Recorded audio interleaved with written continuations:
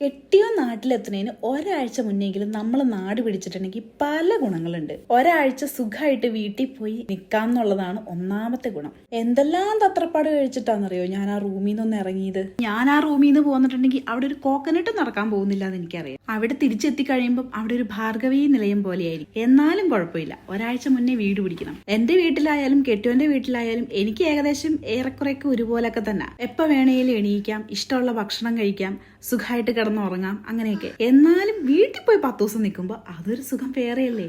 കൊല്ലത്ത് വീട്ടിൽ ചെന്നൊന്ന് ഹാജർ വെച്ചിട്ട് ചൊവ്വാഴ്ച തന്നെ വീട് പിടിക്കാനാണ് എന്റെ പരിപാടി. ഒരുപാട് സ്വപ്നങ്ങളും പ്രതീക്ഷകളൊക്കെ ആയിട്ടാണ് ഈ പ്രാവശ്യത്തെ നാട്ടിലേക്കുള്ള വരവ്. എന്തെല്ലാമൊക്കെയോ ചെയ്തു തീർക്കണം എന്നൊക്കെ വിചാരിച്ചിട്ട്, പക്ഷെ എന്തൊക്കെ നടക്കൂന്ന് ഒരു പിടുത്തവും ഇല്ല. എന്തായാലും വരുന്നോടത്ത് വെച്ച് കാണാം. അങ്ങനെ എന്റെ ചാത്തനെ പിരിഞ്ഞ് ഞാൻ ഒറ്റയ്ക്ക് നാട്ടിലെത്തി കേട്ടോ. ഇനി ഒരാഴ്ച ചാത്തനില്ലാതെ നീലിക്ക് പിടിച്ചു നിൽക്കാൻ പറ്റുമെന്ന് അറിയണമല്ലോ. എന്തൊക്കെയാന്ന് പറഞ്ഞാലും അവിടെ എന്നെ കൊണ്ടാക്കിയിട്ട് തിരിച്ചു പോകുന്ന കണ്ടപ്പോൾ എനിക്ക് ഭയങ്കരമായിട്ട് വിഷമായി കേട്ടോ. അതോടുകൂടി ഒരു കാര്യം തീരുമാനം, അടുത്ത പ്രാവശ്യം മുതൽ ഇങ്ങനെ സെപ്പറേറ്റ് ആയിട്ടുള്ള വരവ് വേണ്ടാന്ന്. കുറെ പേർക്ക് വിദേശത്ത് പോയി ജോലി ചെയ്യാൻ ആഗ്രഹം ഉണ്ടെങ്കിലും പലരുടെയും ടെൻഷൻ എന്താണെന്നറിയാമോ, ഒറ്റയ്ക്ക് നമ്മൾ എങ്ങനെ ട്രാവൽ ചെയ്യും, മറ്റുള്ളവരോട് എങ്ങനെ മിങ്കിൾ ചെയ്യും, ഇതൊക്കെയാണ്. പക്ഷേ ഇടയ്ക്കൊക്കെ നമ്മൾ ഒന്ന് ഒറ്റയ്ക്ക് ട്രാവൽ ചെയ്ത് നോക്കിയിട്ടുണ്ടെങ്കിൽ അതൊരു സുഖമുള്ള അനുഭവമാണ് കേട്ടോ. ഇന്നലെ ഞാൻ ഷാർജയിൽ നിന്ന് ട്രിവാൻഡ്രത്തേക്ക് ഫ്ലൈറ്റിൽ കയറാനിരിക്കുമ്പോൾ എൻ്റെ ചിന്തകൾ അത്രയും ഇങ്ങനെയൊക്കെ ഉള്ളവരെ കുറിച്ചായിരുന്നു കേട്ടോ. കാരണം ഞാനും ഇങ്ങനെ ചിന്തിച്ചിട്ടുള്ള ആളായിരുന്നു.